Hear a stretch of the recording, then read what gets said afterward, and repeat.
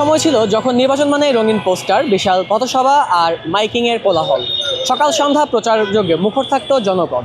কিন্তু 2026 সালে জাতীয় সংসদ নির্বাচনকে সামনে রেখে সেই দৃশ্য এখন অনেকটাই বদলে গেছে। এবার চোখে পড়েছে না পড়ার মতো বা আগের যে ব্যানার ফেস্টুন কিংবা দেয়ালিকা লিখন, অনেক এলাকায় পোস্টার সংস্কৃতি প্রায় বিলুপ্ত।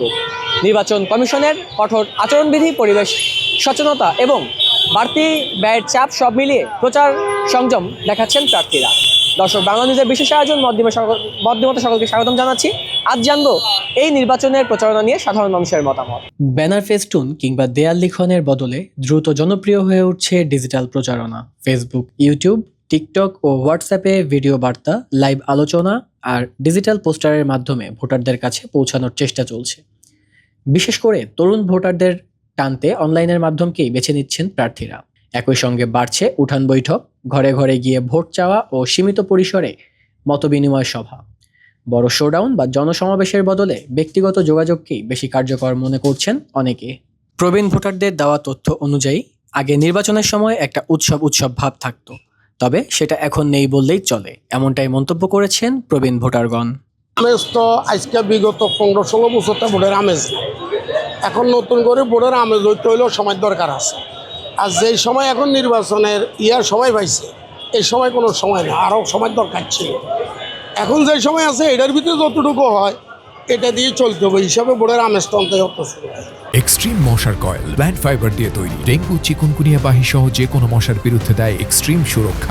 আমাদের যে সময় ভোট হয়েছিল তখন তো আমরা ভোট দিচ্ছি, এখন 17 বছর মানুষ ভোটের কথা ভুলেই গেছে। এখন মনে করেন ভোট আসছে, মানুষ আছে, কাজে কর্মে নিয়ে আছে, আর ভোটের কোনো আমেজ নাই। এমনি চলছে, ভোট হইব, এটা কবে হইব না হইতো না এরকম চিন্তা ভাবনা করতেছে মানুষ। এখনও বলতেছে ভোট হবে কি হবে না এরকম চিন্তা ভাবনা করছে, তবে পোস্টারিং নেই, কিছু নেই, এভাবে দেখতে আছে আর কি মানুষ। অন্যদিকে ডিজিটাল মাধ্যমকে সমর্থন জানিয়েছেন তরুণ ভোটাররা। তারা বলছেন, দ্রুত জানার জন্য বা প্রার্থীদের কাছে পৌঁছানোর জন্য ডিজিটাল মাধ্যম অগ্রণী ভূমিকা পালন করছে। এই ডিজিটাল এখনকার যে বিষয়টা, এটা অবশ্যই ভালো, এটা আমাদের দেশের জন্য ভালো। আর আমাদের দেশে আগে যে পোস্টার লাগানো হতো, সেখান থেকে দেখা যেত অনেক পোস্টার এগুলোতে লেমিনেটিং থাকতো, তো সেক্ষেত্রে এগুলো হলো নষ্ট হতো না, পচতো না।